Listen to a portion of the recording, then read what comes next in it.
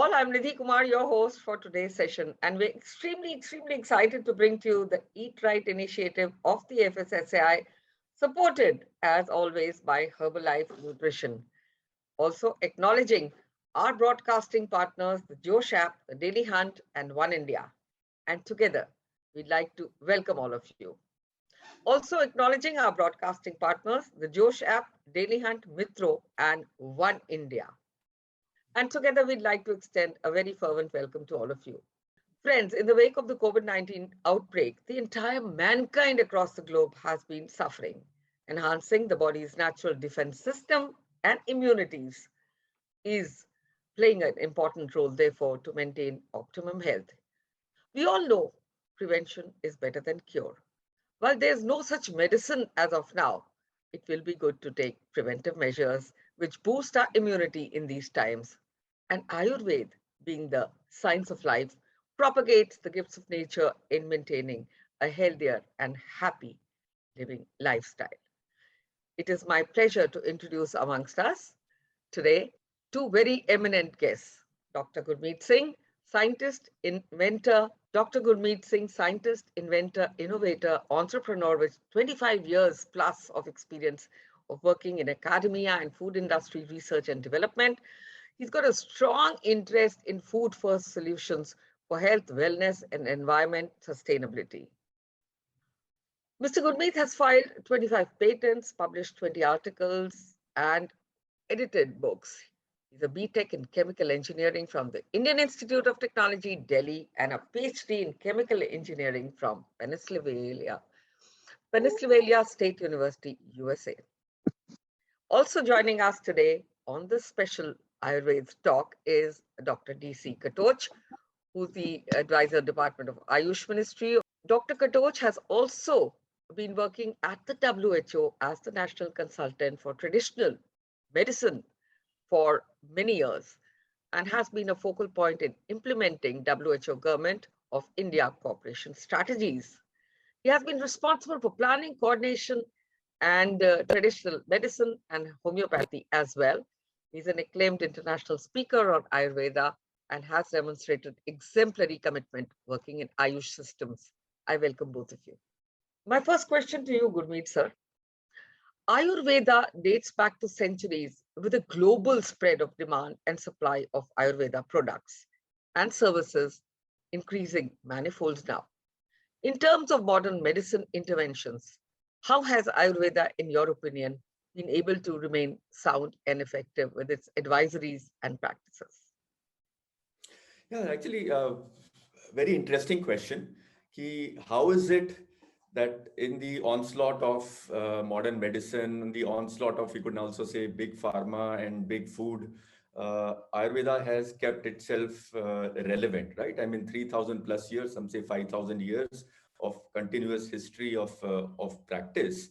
How has it been relevant? So I think firstly, it has stayed relevant for so many thousands of years itself points to the efficacy of the formulations of the treatment as well as of the philosophical framework that Ayurveda presents.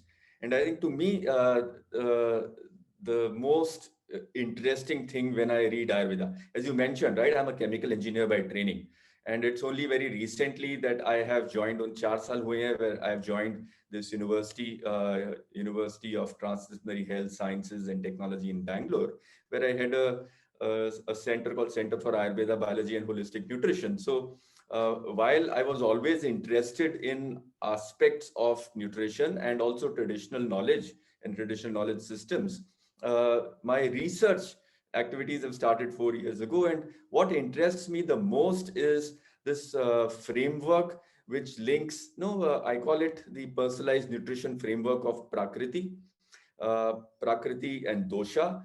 And the Prakriti then telling us how we are susceptible to various diseases, differently susceptible to various diseases, and what we can do to do the prevention, and largely through food also, to ahar, vihar, and aushad. So there is food, there is lifestyle, and there are supplements and medicines, right? So how we can, so it's that preventive part which is extremely exciting.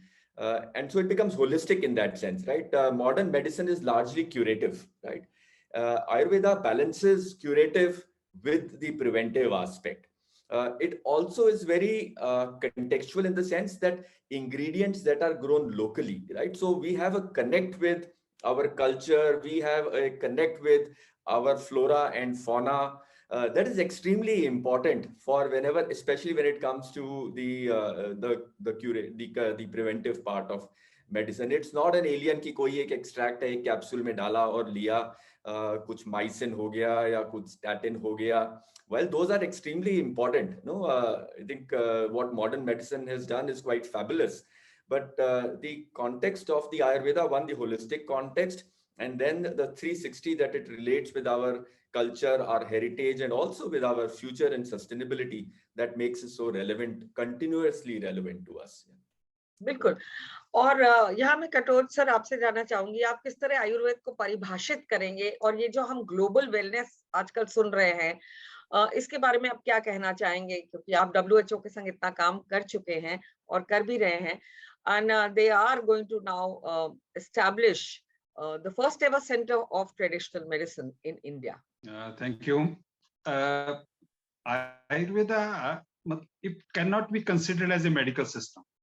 It should not be considered as a medical system. It is all about a system for holistic healthcare.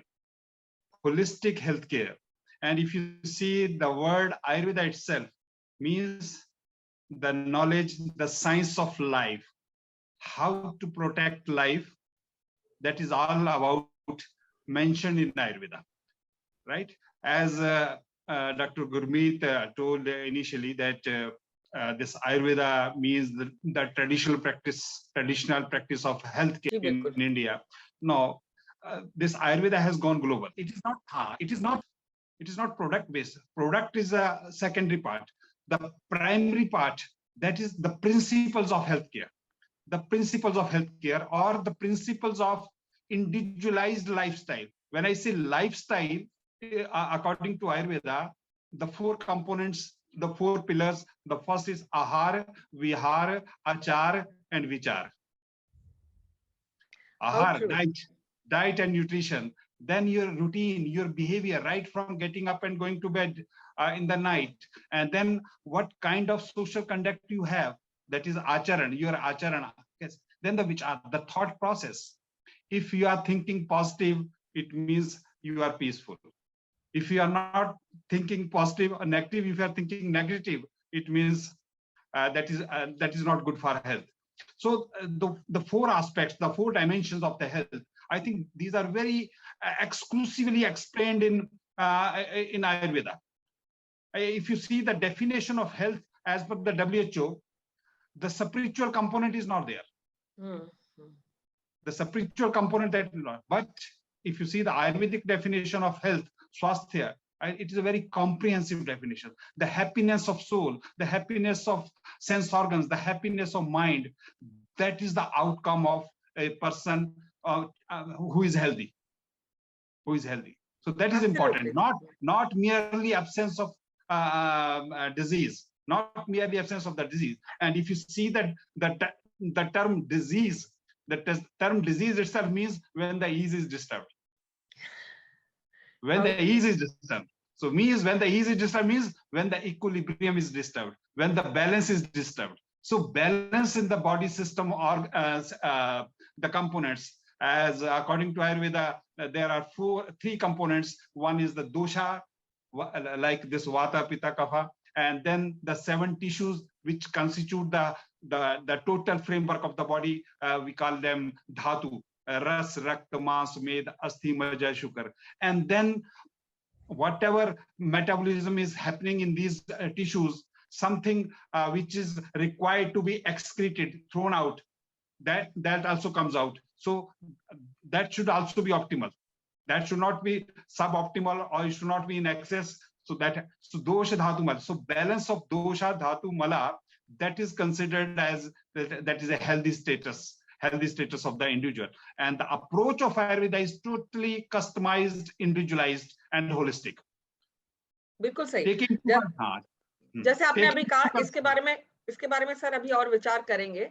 पहले मैं doctor Gurmeet से जानना चाहूंगी, since we're talking about the global perspective and Dr. Katoch has put such relevant insights on the same, um, what is your take, sir, on Ministry of Ayush engaging with others and stakeholders, collaborators on such kind of drives, awareness drives, and to popularize Ayurveda through the masses? How can it become accessible for the world? I think so. These initiatives are extremely important, and WHO is now recognizing it, and there's a formal statement and policy now in place. So these are important steps in making it global. But I mean, fundamentally, why is it going global? Because there is a crying need today to for holistic health. No, there is a realization that just the constituents of food by themselves and putting them in a capsule will not lead to health. And as Dr. Katoch mentioned, this holistic health, right, which has to do with not just the physical health, but also the as we said, no, prasan indriya chahiye, the prasan manas chahiye. So it is prasan atma chahiye. So the soul, the sense organs, the mind. Are also part of health. So that holistic thinking is there. And I think if we take it one step beyond, three things to make it holistic. One is the individual's health, right? The second is that of the society, because the individual lives within the society. And so the society, the dignity of the society becomes important. And third is the environment, the sustainability of the environment. So I think Ayurveda, very rightly, I think very importantly, what Dr. Katoch mentioned is to view it as just a system to treat diseases is not doing justice. It's not the formulations of Ayurveda which are at the heart of it. It is the principles of Ayurveda, the framework of Ayurveda, which allow us to look at these holistic, right, building from the human health to the societal health to the environment. And that is what gives joy or anand overall, right? And that's what will lead to, you cannot have a healthy individual in a unhealthy environment, right? So both of them have to be connected, and Ayurveda allows us for that connection. I mean, even if you look at formulations, right, today, uh, uh, of the 1200 or so ingredients, which we can call as the Dravya library or the ingredient botanical library of Ayurveda, more than 80% are gathered. Yeah, they are not cultivated. Yeah, ingredients. Only a handful, only about 20% or so are cultivated ingredients. So unless we preserve our ecosystem, our macro, which nurtures all these ingredients, right? You cannot have the full Dravya library of Ayurveda. And if you cannot have that, how do you have a healthy individual? So an individual's health is linked with the health of the ecosystem. I'm giving just one simple example, but there are so many ways you could look at this connection between the individual, the society, and the environment that come through in Ayurveda. So I think that, and these are the messages that to take them across, you certainly want to leverage as many different channels as possible. Universities become a key point to look at this, and universities are developing courses on whatever you call, whether food futures or health futures and sustainability futures, conservation futures. So these are all courses around the world which are coming together, and Ayurveda presents some of the earliest framework to view health and ecology in this perspective. So all the initiatives that the ministry can take to network Ayurveda, Ayush in the global community are extremely important, right? To popularize it. Absolutely doctor Katoch, आपने अभी जैसे कहा जो सारे पहलू हैं आयुर्वेद के, यहाँ मैं आपसे जानना चाहूंगी, हम सभी जानना चाहेंगे, सारे दर्शक जो देख रहे हैं इस प्रोग्राम को वो जानना चाहेंगे, जैसे तुलसी, अश्वगंधा, वसाका, मुलेठी, हल्दी, ये सब बेनिफिशियल है, तो ये किस तरह से बेनिफिशियल है? इसके अलावा और क्या क्या है जो आयुर्वेद हमें देता है? कुछ जो है एनिमल प्रोडक्ट्स हैं, उनका भी जो है प्रयोग किया जाता है। अब देखिए, कुछ ऐसे हर्ब्स हैं which are the wonder herbs, और उनमें से जो है कुछ ऐसी 15-16 ऐसी हैं जो कि विच हैव गॉन ग्लोबल। और नंबर 1 जो है उसमें जो है तुलसी। तुलसी जो है मुझे लगता है जब आयुर्वेद का नाम भी जो है दुनिया वालों को पता नहीं था, उससे पहले जो है तुलसी जो है वहां पे पहुंच गई। जहां जहां इंडियंस गए, अब देखिए आप वेस्ट इंडीज चले जाइए, आप वहां पे जो है उनके घरों में जहां पे झंडा लगा हुआ है या तुलसी लगी है, इसका मतलब जो वो हिंदू है, he has come from India. वहां पे जो है तो वो क्या कहते हैं, ये कुछ ऐसे प्लांट्स हैं विच हैव गॉन ग्लोबल। अब इनके जाने के पीछे क्या कारण है, क्यों जो है लोगों को जो है ज्यादा पता है इसके बारे में, ये ज्यादा इसका इस्तेमाल हो रहा है? क्योंकि ये पहले हमारे जो है होम किचन में जो है इसको यूज करते हैं। These are all the home remedies, home remedies हैं। अब क्या है कि इनके ऊपर जो है काफी जो है साइंटिफिक वर्क हुआ। अब देखिए ये जो क्या कहते हैं गिलोय है, गुडूची जिसको हम कहते हैं, अब ये क्या कहते हैं कोरोना के टाइम में, कोविड के टाइम में जो है सबसे ज्यादा जो इस्तेमाल किसी भी फार्मुलेशन में होता है, आयुर्वेद की किसी भी फार्मुलेशन, वो गुडूची का है। Guduchi is physico psycho immuno protector, मतलब फिजिकल हेल्थ में भी इंपॉर्टेंट है ये, मेंटल हेल्थ में भी इंपॉर्टेंट है, इम्यूनोलॉजिकल हेल्थ के लिए भी इंपॉर्टेंट है ये, and it is chemo protective. मतलब गुडूची जो है वो 4 पैरामीटर्स के ऊपर जो है काम करती है। जो फिजिकल जो पैरामीटर्स हैं उनको भी करेक्ट करती है, जो मेंटल पैरामीटर्स हैं उनके ऊपर भी जो है क्या कहते हैं इसका असर है, जो केमिकल पैरामीटर्स हैं। अब जैसे क्या कहते हैं गाउट है, तो गाउट में क्या होता है कि बॉडी में जो है यूरिक एसिड जो है वो ज्यादा होता है, तो ये यूरिक एसिड को भी कम करती है। और इसके बाद जो है जो क्या कहते हैं इम्यूनोलॉजिकल जो पैरामीटर्स है, जो इम्यून सिस्टम है, उसको जो है ये स्ट्रेंथन करती है। तो इसीलिए जो है क्या कहते हैं गुरुजी का जो है सबसे ज्यादा प्रयोग जो है वो आयुर्वेद की फार्मुलेशंस में जो है, खास करके जो है ये जो इम्यूनो डेफिशिएंसी जो डिसऑर्डर्स हैं, और खास करके ये जो कोविड वाला जो है, कोविड में सबसे ज्यादा जो जितने भी ये काढ़े बनते हैं, कुछ बनते हैं, गिलोय जो है ज्यादा होता है। और इसको जो है गुरुजी का जो एक सिनोनिम है, उसका नाम है अमृता।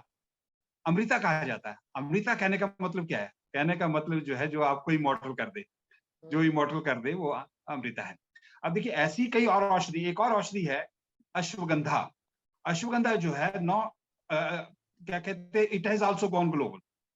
और ये जो है एक जिसको कहते हैं अडेप्टोजेनिक है। अडेप्टोजेनिक मतलब it enhances the adaptability of the body towards stress, adaptogenic, and this is also immunomodulator. ठीक है। फिर एक और औषधि है, जैसे अब आपने देखा होगा त्रिकटु जिसको कहते हैं, सौंठ, मरीच, पीपल।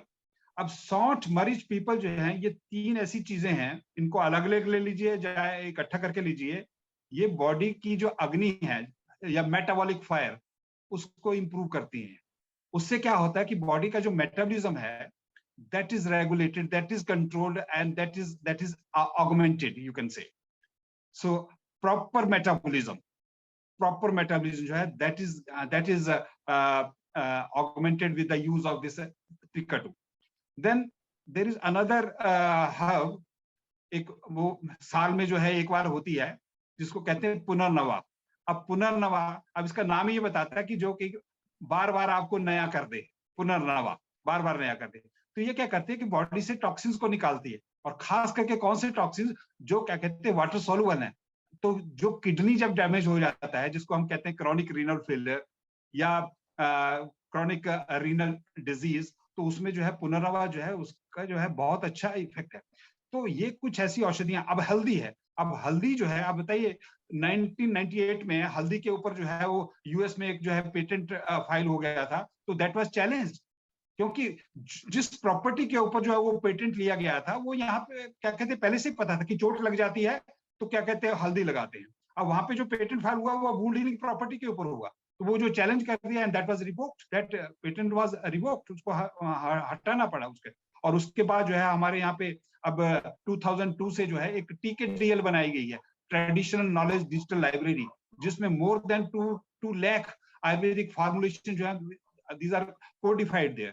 उसकी एक रिपोजिटरी है, एक डिजिटल लाइब्रेरी है, and that library has been made accessible to the international patent offices, so that whenever any product is filed for patent, so that patent application is examined on the basis of this library, and if already documented, something already documented, then the patent is not granted. So this bio-piracy that has also been controlled with the use of this TKDL. Now, I have been seeing the development of Ayush, particularly Ayurveda, for the last around 30 years. Believe me, when I came to central government in 1993, at that point of time, there was only a small division in the Ministry of Health and Family Welfare, which was looking after Ayush. And then there was a big policy support, and the government of India took a decision to set up Department of Indian Systems of Homeopathy, Indian System of Medicine and Homeopathy in 1995. So that was the big exclusive policy support for the traditional Indian systems of medicine and homeopathy. And then in 2002, I was there in the Department of Ayush, and then first time I think there was a exclusive policy for Indian system of medicine and homeopathy that is known as National Policy for Indian System of Medicine and Homeopathy 2002. And now we are in 2022, and when the last health policy was revised in 2017, health policy 2017, you will find that there are a lot of elements of Ayush in the policy at the primary healthcare level, secondary healthcare level, and the tertiary healthcare level, that Ayush should be there in the health system at every level. And the network of institutions in our country, now it is growing. So within the country and outside the country, the outreach of Ayush, it is enhancing, it is increasing day by day. Absolutely. As you rightly said, it is increasing, and the outreach needs to increase even further for global wellness, which we are talking about today. Dr. Gurmeet, how could perhaps the Ayurvedic boards and universities in India collaborate with international universities to incorporate Ayurveda in curriculum and academia of the world? What are your thoughts, especially related to medical universities, because it is a very scientific use? I think there are multiple aspects, at least two that we should. I think the place to begin is, of course, education, right? I mean, I always feel actually, if I look at our university, the way we've progressed, right? Uh, we've said that our first emphasis will be research, right? We set up our research centers. We didn't straight away as a university. Most Indian universities, if you look at, have education as the first mandate, right? So we said, let's not start an education program. Let us first do research. Whatever research we have, let us now take it to the society. So we created translation programs, outreach programs. Let us take it to society and see the impact of our research in society. And the learnings we get from our research and from our outreach programs when we take it to communities is what we then brought out, and we've started our curriculum. We have an MSc in Ayurveda biology that we started this year. We have a MSc in food futures that we've started. So these are programs that we have started based on our research. So it is not कि कहीं पे कोई textbook available है globally और उसको लेके हमने पढ़ाना शुरू कर दिया. It is a something which is nurtured from personal experiences of research and work in communities that creates content. So I think that is firstly, that is what is required in the Indian ecosystem, that there should be many such places which have a personal experience of research and translation. And from that research and translation, new education content comes, which is very unique to yourself. And with that, you now approach global universities and form partnerships and create education content globally. And that then takes it forward into research problems which are of global context, and you create research collaborations. And those research collaborations globally will then take it into the products in those global communities, right? And so while I am giving a linear path, this path necessarily does not have to be linear कि पहले research किया India में, फिर translation किया India में, फिर education बनाया India में, that education leads to education partners globally, that then leads to research globally, and that leads to outreach programs globally. ये मैं एक linear explanation कर रहा हूँ, but all things don't need to happen linearly. They can be cross-fertilized so that it happens quickly. And again, the role of Ayush Ministry in India to set up such high-quality collaborations, right, with esteemed universities of globally. And most universities globally, the good ones, the exceptional ones, they are very open in their intent. So if it is approached in a manner which is very process oriented, also very scientifically with the scientific grounding, most universities are open to such curricula. And if Ayush can play a facilitator role there, WHO is on board as well. So if we can leverage global organizations, we can leverage our ministries to set up such collaborations. Just like, I mean, if you look at IITs, for example, when the IITs got founded, I'm talking about 50 years ago, 60 years ago, each IIT was linked with a university, right?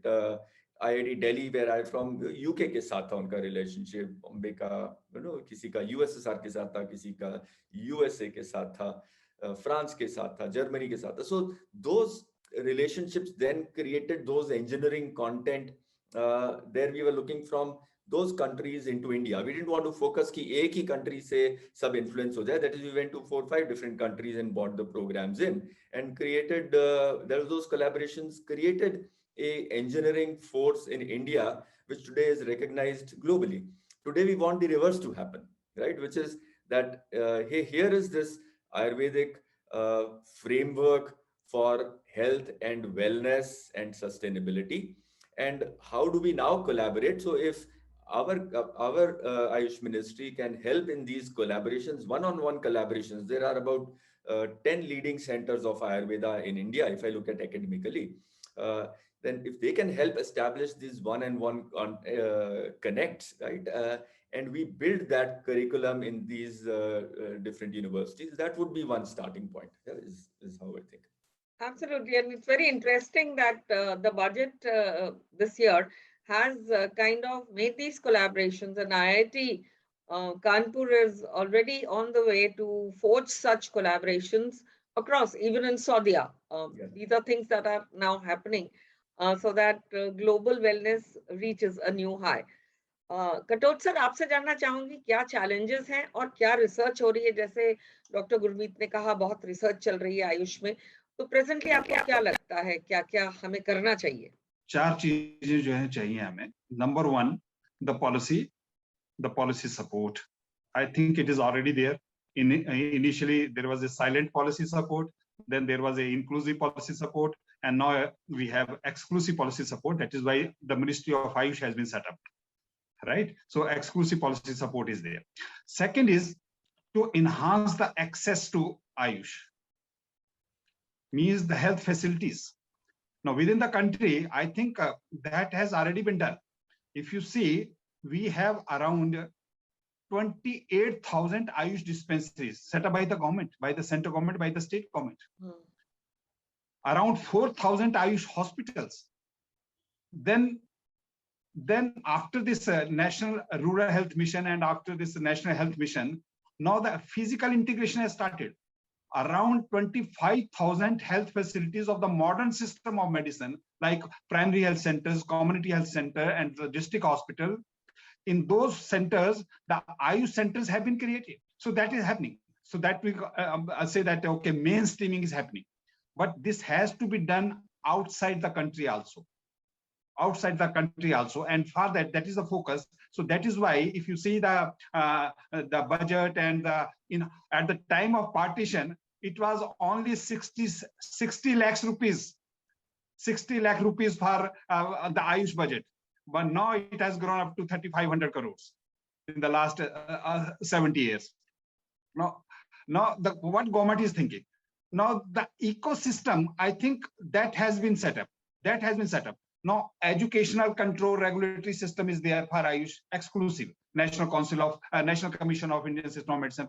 Previously it was Central Council of Indian Medicine and Homeopathy, and the Central Council of Indian Medicine and Central Council of Homeopathy. Now we have separate commission for homeopathy. Then the research councils are there. There are 5 research councils which have been set up by the government. Central Council for Research in Ayurvedic Sciences, Central Council for Research in Unani Medicine, Central Council for Research in Yoga Naturopathy, Central Council for Research in Homeopathy, and Central Council for Research in Siddha System Medicine. So 5 research councils. They have around 88 centers spread across the country. And these centers, They are doing in-house research as well as they are collaborating with the other research centers like the CSIR institutions, ICMR institutions, or other medical colleges or other some hospitals. So they are doing this collaborative work. And the important thing is now the interdisciplinary research that is being promoted.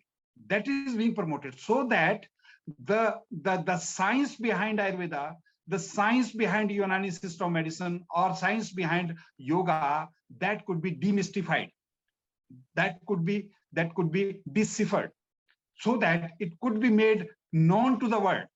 So that kind of work has started, and it is being promoted, and it is being strengthened. And the financial support, there are many schemes in different departments which support this research collaboration.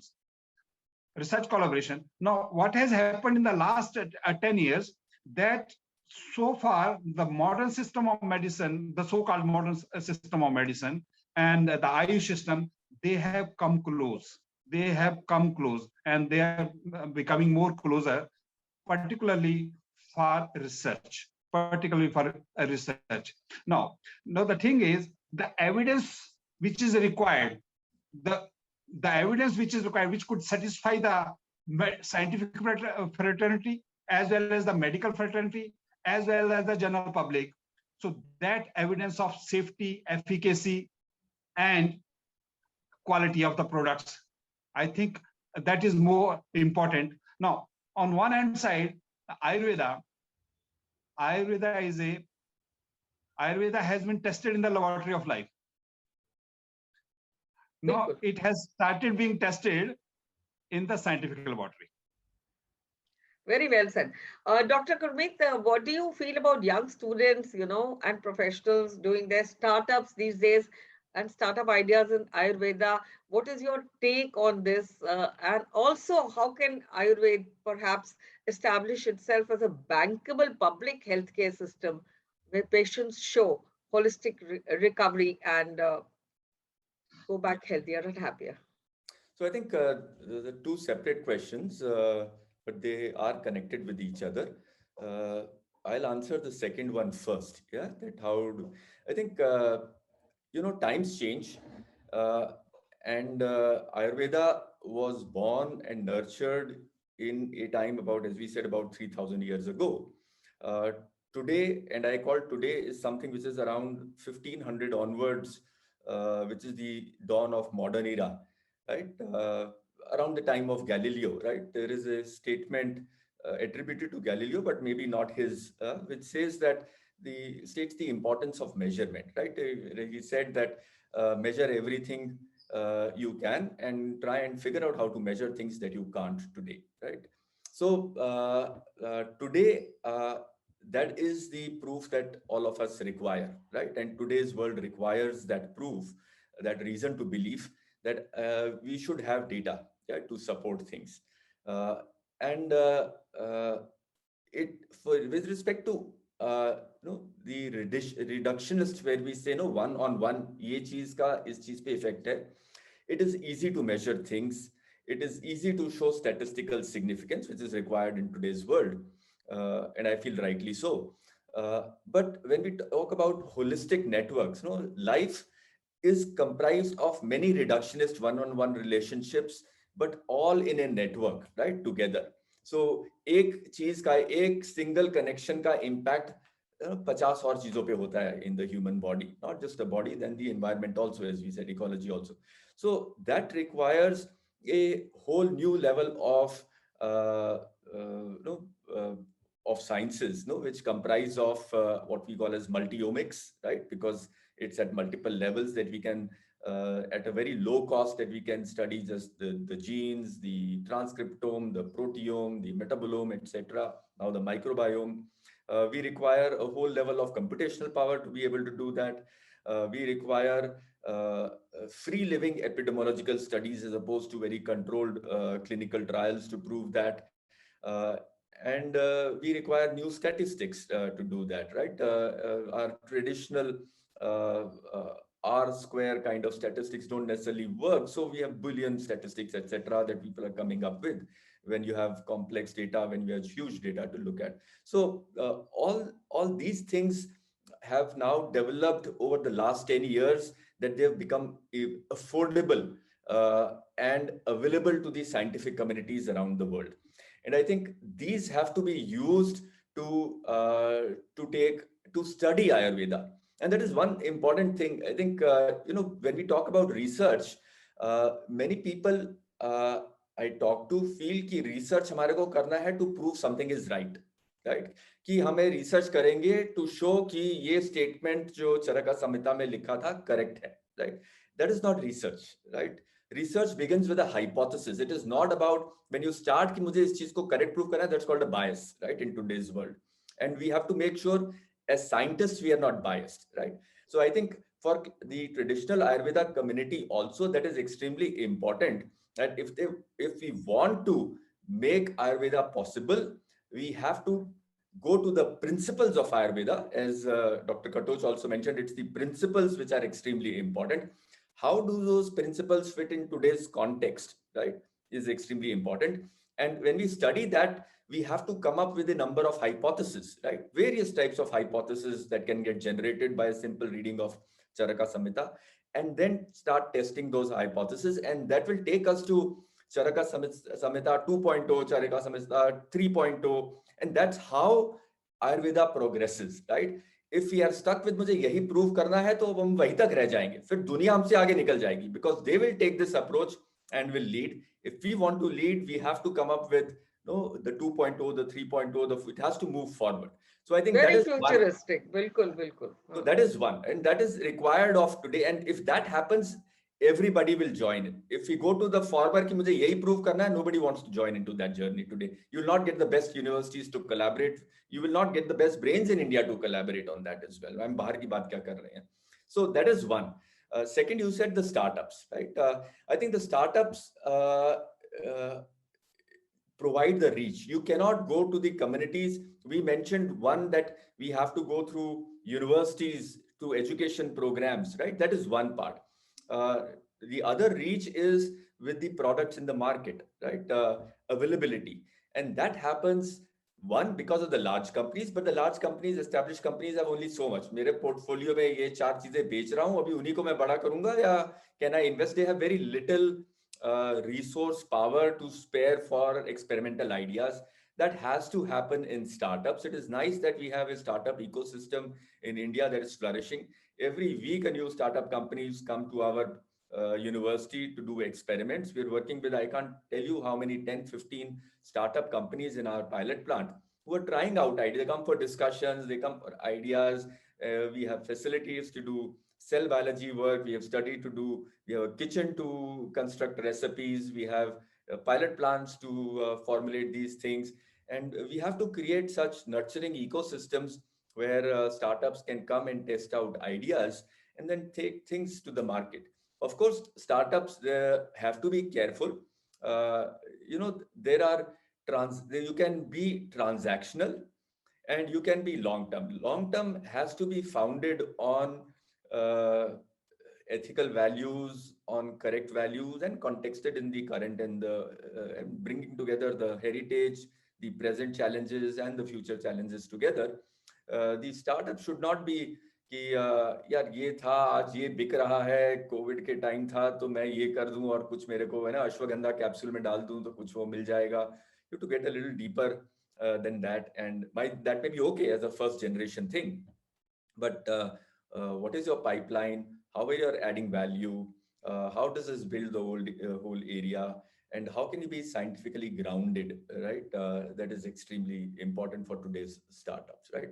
Rest of the thing we have already been doing for 3,000 years. So you have to खाली उस चीज को लेके एक नए package में डालना is not important. वो पैकेज के साथ आप इसको साइंस को कैसे आगे लेके जा रहे हैं? And science, technology. See, when you look at startups, you can have key. Okay, I can make the product available. I can make it more convenient. So formats, etc., which are more contextual, more contemporary, etc. But I can add new benefits to that. So there are various aspects. Also, I can work on the supply chain part. What is the biggest challenge? I feel if you are just challenge 1.0 that I look at for Ayurveda, right? कि आपकी existing formulations हैं, आपको society पे लेके जाने हैं. There are so many challenges with respect to ingredients and the quality of the ingredients. while it is spelled out in the pharmacopoeias, in the formularies of Ayurveda, right, in India and across the world as well. But are there tools available to adhere to things like heavy metal contamination almost is on the minds of people number one when it, and we have not taken that challenge one off. We become very defensive, right, when that happens. So we have to go back to the ecosystem therefore कि कहाँ पे उग रही हैं, क्या है, should it be in there, should it not be in there. When we talk about authentication, we have to go to the latest methods of authentication कि ये चीजें are they authentic. It's not just that is it the same plant, but is it the part of the plant that we are talking about, is it in there. And especially when it comes to export, one of the starting things that most people want, if you don't get into extracts and soluble powders, is microbial load kitna hai is cheez pe. So many consignments that we send from India fail because we are not bothering about post harvest or post gathering processes, right? Which so those kind of technology and supply chains are today extremely important for our startups also. What can a startup do? It can't invest in these things, right? एक batch को authenticate करने के लिए 20,000 30,000 रुपया लग जाएगा if you go chemical fingerprinting, DNA fingerprinting, barcoding, the macro micro analysis, etc. So it all needs to be taken care of by a framework which is available. Technologies need to be brought down to the level of small thinking, the small industries, the small collectors and gatherers in mind. How do we roll out these best practices so that you have traceability, you have quality, you have specification, you have authentication, all put together, that it makes it easier for the startup culture to grow, and things will take off from there, right? I mean, I take the example of this Organic India, which has done a wonderful job. They've started with Tulsi and popularized Tulsi so much, but if you look at back of the pack, they have taken care of it is free from pesticides, right? Free from heavy metals, free from microbes, free from so many things, right? That they put on the back. That's the kind of supply chain that we need to put for the 1200 ingredients of Ayurveda, right? So Absolutely. और चलते चलते आपसे जानना चाहूंगी doctor Katoch, कैसे देखते हैं आप आयुर्वेद के भविष्य को? काफी सुरक्षित है, और देखिए आयुर्वेद जो है ना, it has gone to every nook and corner of the world. Every nook and corner of the world, Ayurveda has gone. Now the important thing is that the products of Ayurveda are not the Ayurveda itself. The principles of Ayurveda, the principles of lifestyle according to Ayurveda, I think that is important. So that has already gone out of the country. That has already gone out of. If you see in Germany, in USA, I think there are thousands of Ayurveda centers are there. Thousands of the people, means the scientific. There could be medical people, or there could be Ayurveda people. They are promoting Ayurveda there, but they are not relying on products of Ayurveda. Only on the principles of holistic health concepts of Ayurveda, they are promoting Ayurveda, because it is easy for the people to adopt Ayurveda in that way, because the products, the medicinal products, the regulatory provisions are very, very stringent in the importing countries, very, very stringent. So the products are also going, but they are going in the form of food supplements, or in the form of dietary supplements, or the general healthcare products, but not as drugs, because the right. But in the last 50 years, if you see, we have around 9,000 licensed manufacturing units of Ayush. 9,000, more than 9,000. And when I was in WHO, so when I came back, so we promoted that there must be WHO GMP certification of the Ayurvedic manufacturing units. And today, around 30 Ayurveda manufacturing units, they are WHO GMP certified, and their products are also certified, and those products are being exported to different countries. Another important milestone which we have, that is insurance coverage of Ayush treatment. Insurance coverage. We started this process in 2011, and ultimately in 2013, Insurance Regulatory and Development Authority, they notified that Ayush treatment should also be given insurance coverage. So the regulations, health insurance regulation, now they are covering Ayush treatment also. And today, more than 27 insurance companies, health insurance companies, they are offering policies. and 147 policies are there in the market which are offering insurance coverage to Ayush treatments. So this is future of Ayurveda. The only thing is we will have to work in isolation or in collaboration with the other institutions of Ayurveda. Scientific aspects of nutrition of Ayurveda, nutritional aspects of Ayurveda, the products of Ayurveda, the formulations of the Ayurveda, and the medicinal plants which are used in Ayurveda. Like I give you just one example. If you see, Ayurveda recommends that at the end of the day, one must drink milk. Peya divsante. Peya means this milk जो है उसको दूध जिसको हम कहते हैं, वो कहते हैं कि दिन के अंत में लेना चाहिए. अब इसके पीछे जो फिलॉसफी जो थी वो ये थी कि सारा दिन जो है जब आदमी काम करता है तो मेंटल एग्जर्शन होती है, फिजिकल एग्जर्शन भी होती है. तो वो जो एनर्जी जो है उसको रेप्लेनिश करने के लिए जो है आप दूध लीजिए, क्योंकि दूध जो है, दूध की जो कंपोजिशन है वो ठीक है, वो एकदम जो है उसको जो है रेप्लेनिश कर देता है और क्या कहते हैं आदमी जो है वो फ्रेश महसूस करता है. That is why milk is a universal refreshment. क्या हुआ कि अब इसके ऊपर जो है साइंटिफिक काम हुआ, रिसर्च हुई. अब वो रिसर्च ये बताती है कि when you take milk, the blood serotonin level rises. अब serotonin जो है वो एक ऐसा क्या कहते हैं न्यूरोट्रांसमीटर, एक ऐसा वो है जिससे क्या है कि आप जो है मेंटली रिलैक्स महसूस करते हैं, आपको नींद अच्छी आती है. अक्रॉस इंडिया, हिमाचल इधर से ईस्ट से लेके वेस्ट तक जो है सारे दूध पीते थे रात को पहले, पर अब जो है ये ट्रेडिशन खत्म हो गई. अब कहने के ये जो प्रिंसिपल था, ये जो क्या कहते हैं एक कंसेप्ट था कि दूध जो है वो क्या कहते हैं रसवर्धक है या जो है ये रिफ्रेशमेंट है, अब इसको जो है वो अनफोल्ड करना है. इसी प्रकार से बाकी प्रोडक्ट, हल्दी के बारे में. अब हल्दी, अच्छा, fragmented, the Ayurveda has to be studied, it has to be researched in holistic manner, again in holistic manner, not in fragmented manner. अब जैसे मान लो हल्दी जो है, हल्दी से करक्यूमिन आपने निकाल दी, the wholesome use of the ingredients, हल्दी as such, ऐसी जो दूसरी प्रोडक्ट्स हैं. अब इसके ऊपर एक बहुत बड़ी जो है एक डायलॉग चल रहा है कि ये reductionist approach and the holistic approach. So the basic approach of Ayurveda is holistic. Holistic means in the wholesome manner, not in a target oriented approach or a particular receptor oriented approach. So that kind of thing is not there. But I think now with the emergence of I think the new technology, I think for the adoption of our world, I think we need to localize global technologies. Only then we can globalize our local technology. इसी के साथ मैं आप दोनों का धन्यवाद देती हूँ हमारे साथ जुड़ने के लिए और सभी व्यूअर्स का भी. And let us hope that India achieves its health goals through Ayush and globally turn as a leader. To sum up, Ayurveda, if made available to a larger population, along with their advancements in holistic models and technological integrations, will add to global acceptance.